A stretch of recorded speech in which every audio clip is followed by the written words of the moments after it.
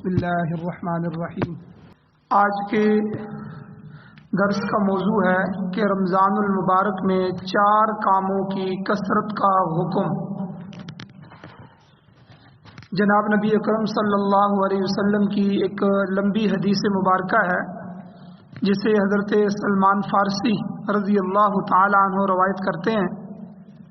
اس میں رمضان المبارک کے بارے میں ایک نصیحت ذکر کی گئی ہے کہ نبی اکرم صلی اللہ علیہ وسلم نے ارشاد فرمایا وَاسْتَكْثِرُوا فِيهِ مِنْ 4 خِصَالٍ، کہ 4 چیزوں کی اس مہینے میں کثرت رکھا کرو۔ رمضان المبارک میں 4 چیزوں کی کثرت کرو۔ خصلتین ترضون بہما ربکم، کہ ان میں سے 2 چیزیں تو ایسی ہیں جو تم اللہ کی رضا کے لیے کرو گے۔ وَخَصْلَتَيْنِ لَا غِنَاءَ بِكُمْ عَنْهُمَا رَبُّكُمْ، اور 2 چیزیں ایسی ہیں کہ جن سے تمہیں چارہ کار ہی نہیں ہے، جن سے تم بے پرواہ ہو ہی نہیں سکتے۔ پہلی 2 چیزیں ہیں فَشَهَادَةُ أَن لَا إِلَٰهَ إِلَّا اللَّهُ، کہ کلمہ طیبہ جو ہے اس کی کثرت کرو۔ وَتَسْتَغْفِرُونَهُ، اور استغفار کی کثرت کرو۔ کلمہ طیبہ اور استغفار یہ 2 چیزیں ایسی ہیں جو تم اللہ کو راضی کرنے کے لیے پڑھو۔ اور وَأَمَّا الْخَصْلَتَانِ اللَّتَانِ لَا غِنَاءَ بِكُمْ عَنْهُمَا، اور دوسری 2 چیزیں جن سے تم بے پرواہ نہیں ہو سکتے، فَتَسْأَلُونَ اللَّهَ الْجَنَّةَ وَتَعُوذُونَ بِهِ مِنَ النَّارِ، کہ تم اللہ سے جنت کو طلب کرو اور جہنم کی آگ سے اللہ سے پناہ مانگو۔ تو یہ حضور نے نصیحت فرمائی، تو اس نصیحت کے 2 پہلو ہیں، تو دونوں پہلوؤں کی افادیت اور اہمیت حدیث مبارکہ کی روشنی میں پوری طرح واضح ہو رہی ہے اور مسلم ہے۔ اب میں ان 4 کے بارے میں تھوڑی سی وضاحت کرتا ہوں۔ سب سے پہلا کام جو نبی اکرم صلی اللہ علیہ وسلم نے ارشاد فرمایا وہ کلمہ طیبہ کی کثرت ہے، کلمے کا پڑھنا ہے، وہ لا الہ الا اللہ ہے۔ اس کلمے کو، اس ایک جملے کو، لا الہ الا اللہ کو کلمہ توحید بھی کہا گیا، اور اس کو کلمۃ الاخلاص، کلمہ اخلاص بھی کہا گیا، اور قرآن مجید میں کلمۃ التقوی، کلمہ تقوی جو ہے وہ بھی اس کو کہا گیا ہے۔ اسی طرح العروۃ الوثقی، یہ بھی اس کو کہا گیا ہے۔ دعوت الحق، یہ بھی یہی کلمہ ہے۔ اسی طرح ثمن الجنہ، جنت کی قیمت جو ہے اس کلمے کو کہا گیا ہے۔ اس طرح القول الثابت، یہ بھی اس کو کہا گیا ہے۔ قول سدید، مضبوط قول۔ اس طرح احسن القول، کہ باتوں میں سے سب سے بہترین بات، یہ بھی احسن القول بھی اسے کہا گیا۔ مقالید السماوات والارض، آسمانوں اور زمین کی کنجیاں، وہ بھی اس کلمے کو کہا گیا۔ تو یہ وہ پاکیزہ کلمہ ہے کہ جس کی فضیلت میں 1 2 10 20 نہیں، سینکڑوں احادیث وارد ہوئی ہیں، سینکڑوں دفعہ حضور علیہ السلام نے اس کی فضیلت بیان فرمائی ہے، جن کا خلاصہ اگر آپ کے سامنے مختصراً الفاظ میں سمیٹا جائے تو کچھ فضائل اس کے میں آپ کے سامنے بیان کرتا ہوں۔ سب سے پہلی فضیلت یہ ہے کہ جتنے بھی اللہ کے ذکر ہیں، سب ذکروں میں افضل الذکر لا الہ الا اللہ، افضل ذکر اس لا الہ الا اللہ کو کہا گیا۔ دوسرے نمبر پر کہ 7 آسمانوں اور 7 زمینوں سے وزنی جو چیز ہے وہ اس کلمے کو کہا گیا، کہ اگر پلڑے میں، ترازو کے پلڑے میں ایک طرف 7 زمینیں اور آسمان رکھے جائیں اور دوسری طرف یہ کلمہ رکھا جائے تو کلمے والا پلڑا بھاری ہو جائے۔ اور تیسرا جو ہے اخلاص کے ساتھ اس کلمے کو کہنے والا نبی صلی اللہ علیہ وسلم کی شفاعت کا سب سے زیادہ حقدار ہو۔ چوتھی فضیلت کہ اخلاص کے ساتھ اس کلمے کو کہنے والا جنت میں داخل ہو۔ اور 5واں، اس کلمے کو پڑھنے والے کے لیے آسمانوں کے دروازے کھل جاتے ہیں۔ 6، کہ اس کلمے کی وجہ سے اللہ سارے گناہ معاف فرما دیتے ہیں۔ اور 7واں، اس کلمے لا الہ الا اللہ کے ذریعے ایمان کی تجدید ہوتی ہے. جو آدمی کافر ہے وہ اگر مسلمان ہونا چاہتا ہے تو کلمہ پڑھ لے تو مسلمان ہو جاتا ہے. جو مسلمان ہے وہ اپنے ایمان کی تجدید کرنا چاہتا ہے تو کلمے کو پڑھے تو کلمے سے ایمان کی تجدید ہوتی ہے. کتنا بہترین ایک کلمہ، ایک جملہ ہے کہ جس کی وجہ سے بندے کے ایمان کی تجدید ہوتی ہے. اور 8ویں نمبر پر اس کلمے کو حق سمجھ کر پڑھنے والے پر جہنم حرام ہو جاتی ہے. اور 9واں اس کلمے کا اقرار کرنا جنت کی کنجیاں حضور نے فرمایا. 10واں اس کلمے کی وجہ سے اعمال نامے میں سے برائیاں مٹ جاتی ہیں اور ان کی جگہ اللہ تعالیٰ نیکیاں لکھ دیتے ہیں. اور 11واں جو بھی آدمی کلمہ لا الہ الا اللہ کی کثرت پڑھے، کثرت سے اس کلمے کو پڑھتا رہے تو اس کلمے کو کہنے والوں پر نہ موت کے وقت وحشت ہوگی، نہ قبر میں وحشت ہوگی، اور نہ جب میدان حشر میں اٹھیں گے اس وقت جب وحشت کا دن ہوگا اس دن بھی کلمہ لا الہ الا اللہ کہنے والوں پر کوئی وحشت نہیں ہوگی. اور اسی طرح 12واں یہ کلمہ اعمال میں سے سب سے زیادہ وزنی. اور 13ویں نمبر پر اس کلمے کی گواہی دینے والا اللہ تعالیٰ کے حفاظتی قلعے میں داخل ہو جاتا ہے، جس کا لازمی نتیجہ یہ ہے کہ وہ اللہ تعالیٰ کے عذاب سے محفوظ ہو جاتا ہے. اور اسی طرح 15 نمبر کی فضیلت ہے کہ اس کلمے کا ذکر کرنے کی وجہ سے شیطان ذلیل ہو کر مومن کے درمیان سے، مومن کے دل سے نکل جاتا ہے. اور 16واں اس کلمے کے ذکر کی وجہ سے جو دلوں کا زنگ لگا ہوتا ہے، میل ہوتا ہے، وہ زنگ اور میل اللہ تعالیٰ اتار دیتے ہیں، اس کو دور کر دیتے ہیں.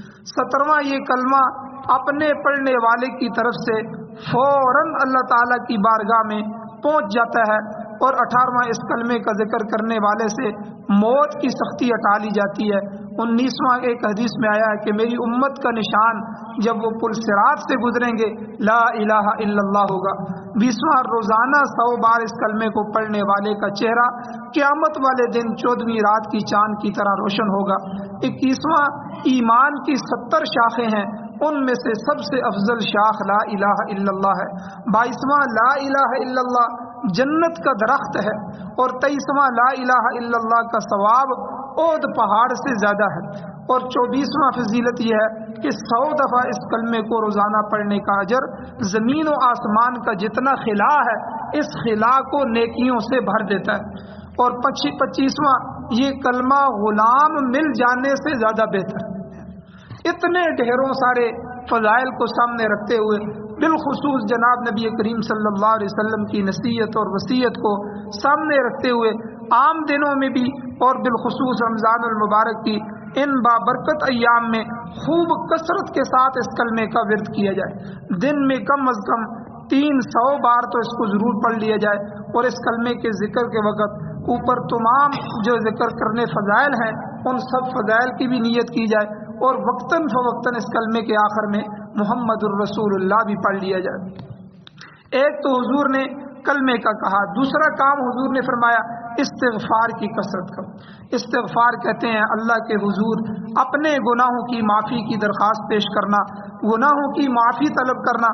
جہاں ہماری نجات کے لیے ضروری ہے وہاں یہ عمل اللہ تعالیٰ کی رضا کو بھی بہت زیادہ حاصل کرنے والا ہے. امت کی تعلیم کی خاطر آپ دیکھیں جناب نبی اکرم صلی اللہ علیہ وسلم باوجود اس کے کہ حضور گناہوں سے پاک اور صاف تھے لیکن روزانہ 100 بار حضور استغفار کرتے تھے.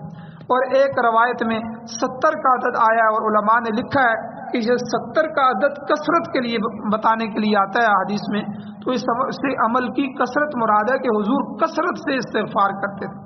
اور استغفار کے کوئی مخصوص الفاظ نہیں ہیں بلکہ استغفار کے لیے کئی طرح کے الفاظ استعمال ہوتے ہیں. استغفر اللہ یہ بھی پڑھ لیں. استغفر اللہ العظیم و اتوب الیہ یہ پڑھ سکتے ہیں. استغفر اللہ الذی لا الہ الا هو الحی القیوم و اتوب الیہ یہ بھی پڑھ سکتے ہیں. استغفر اللہ ربی من کل ذنب و اتوب الیہ یہ بھی پڑھ سکتے ہیں. اللہم اغفر لی اور رب اغفر لی یہ الفاظ وغیرہ وغیرہ کوئی بھی استغفار کے الفاظ ہیں وہ آپ کہہ سکتے ہیں. تو استغفار کی کثرت پر اللہ کی رضامندی حاصل ہوتی ہے. اس کے علاوہ اور بھی اللہ بہت کچھ عطا فرماتے ہیں. مثلا نمبر 1 استغفار بندے کے اعمال نامے میں نور بن کر چمکتا ہے. یہ دوسرے نمبر پر جس کی منشا اور خواہش یہ ہو کہ اس کا نامہ اعمال اس کے لیے خوشگوار ثابت ہو، اچھا ثابت ہو، تو اس کو چاہیے کہ اس میں استغفار کی کثرت کرے۔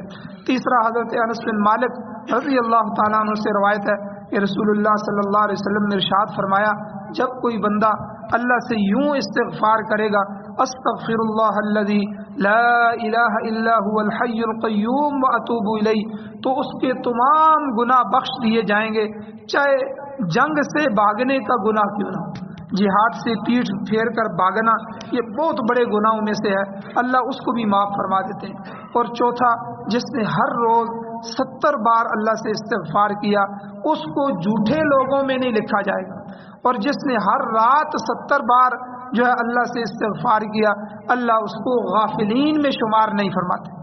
اور اسی طرح پانچویں فضیلت، جس نے مومن مرد اور عورت کے لیے استغفار کیا، اس کے لیے ہر مومن اور مرد کے بدلے میں ایک ایک نیکی لکھی جائے۔